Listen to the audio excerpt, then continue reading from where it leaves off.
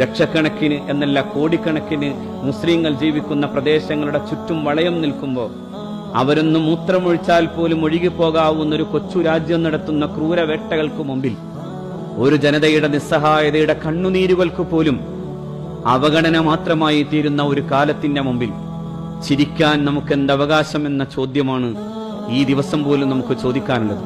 അള്ളാഹു നമ്മളെയും രക്ഷപ്പെടുത്തട്ടെ. മഴ വരുമ്പോ പേടി തോന്നുമ്പോ, ക്രൂരമാം വിധം ബോംബ് വർഷമുണ്ടാകുമ്പോഴും പേടിക്കാത്ത, മരണം മുന്നിൽ നിൽക്കുമ്പോ ചിരിച്ചു പോകുന്ന, ഷഹാദത്തിലൂടെ സ്വർഗം പോകുമ്പോ നിന്റെ പ്രിയതമേ നിനക്കും നമുക്കും അവിടെ വച്ചു കാണാമെന്ന് പറയുന്ന മാധ്യമപ്രവർത്തകൻ കയറി ചെന്നു പോയ ഗസ എന്ന സ്വർഗത്തോപ്പുണ്ട്. രണോത്സുകമായ കാലത്തിന്റെയും ചോരപ്പൂക്കൾക്ക് എന്തൊരു മനോഹരമായ ജീവിതത്തിന്റെ ഗന്ധമുണ്ടെന്ന് പറയാൻ കഴിയുന്ന ഗസ. ആ ഗസയിലേക്കും തിരിഞ്ഞു നോക്കിയിട്ട് വേണം നമ്മൾ എല്ലാത്തിനെയും കുറിച്ച് ആലോചിക്കാൻ. തിന്നാൻ ഗോതമ്പും കുടിക്കാൻ വെള്ളവും നമുക്ക് കിട്ടുകയില്ലെങ്കിൽ സ്നേഹം തിന്നുകയും കണ്ണീർ കുടിക്കുകയും ചെയ്യുക. നാട് കടത്തിയാലും ഞങ്ങൾ ഇവിടെ നിന്ന് പോവുകയില്ല. വെടിയുണ്ടകൾക്ക് ഞങ്ങളുടെ വഴികളിൽ തുളകൾ വീഴ്ത്താൻ കഴിയില്ല. അവസാനത്തെ അതിർത്തിയും മുറിച്ച് ഞങ്ങൾ എങ്ങോട്ട് പോവാനാണ്? ആകാശത്തിനുമപ്പുറത്തേക്ക് പക്ഷികൾ എങ്ങോട്ട് പറക്കാനാണ്? മരിച്ചാലും ഞങ്ങൾ പിറന്ന മണ്ണിനെ പുണർന്നു തന്നെ കിടക്കും. ഞങ്ങളുടെ പിതൃക്കൾ വിയർത്തുണ്ടാക്കിയ പഴന്തോട്ടങ്ങളിൽ സാമ്രാജ്യത്വം കാറ്റുകൊള്ളാൻ ഇറങ്ങുന്നേരം. ഫലസ്തീൻ.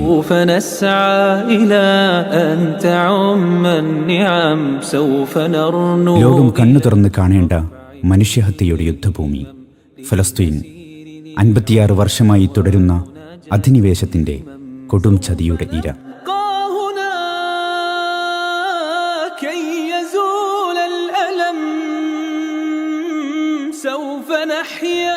ഫലസ്തീൻ നിർമ്മിത ബുദ്ധിയുടെ ഈ കാലത്ത് പോലും സ്വന്തം ജന്മഭൂമിക്കും സ്വാതന്ത്ര്യത്തിനുമായി അതിജീവനത്തിന്റെ പോരാട്ടം നടത്തുന്നവർ.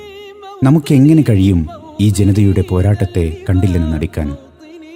ഉമ്മയുടെ ഗർഭപാത്രത്തിൽ നിന്നും യുദ്ധഭൂമിയിലേക്ക് ജനിച്ചു വീഴുന്ന പിഞ്ചു പൈതങ്ങൾ, യുദ്ധവെറിയന്മാരുടെ ക്രൂരതകൾക്കിരയായി വീടും തണലും നഷ്ടപ്പെട്ടവർ, ഭക്ഷണവും മരുന്നുമില്ലാതെ അലയുന്ന പാവം മനുഷ്യർ, ഉറ്റവരെയും ഉടയവരെയും ഒരേ കുഴിയിൽ കൂട്ടത്തോടെ മറമാടേണ്ടി വന്നവർ, ആകാശത്തിന് ചുവട്ടിൽ സ്വന്തമായി ഇനിയൊന്നും ബാക്കിയില്ലാത്ത അനാഥ ബാല്യങ്ങൾ, കളിയും കൊഞ്ചലും മാറാത്ത കുഞ്ഞുമക്കളെ രക്തം നനച്ച കഫൻ പുടവകളിൽ പൊതിയേണ്ടി വന്നവർ. അക്രമികളെ, നിങ്ങളുടെ പ്രവർത്തനത്തെപ്പറ്റി അള്ളാഹു അശ്രദ്ധനല്ല. അക്രമികൾ പ്രവർത്തിച്ചു കൊണ്ടിരിക്കുന്നതിനെപ്പറ്റി അള്ളാഹു അശ്രദ്ധനാണെന്ന് നീ വിചാരിക്കരുത്. ഒരു ദിവസത്തേക്ക് അവരെ നീട്ടിവെച്ച് പിന്തിക്കുക മാത്രമാണ് അവൻ ചെയ്യുന്നത്. അന്ന് ദൃഷ്ടികൾ മേൽപോട്ട് തുറിച്ചു നോക്കുന്നതാണ്. അല്ലയോ പ്രിയ ഖുദ്സ്, നിങ്ങൾ വിസ്മയിപ്പിക്കുകയാണ്. ചോരവാർന്ന മുറിവുകളുമായി മരണശയ്യയിൽ കിടക്കുന്ന തൻ്റെ കുഞ്ഞു സഹോദരന് ഷഹാദത്ത് ചൊല്ലിക്കൊടുക്കുന്ന കുഞ്ഞു കണ്ണുകൾ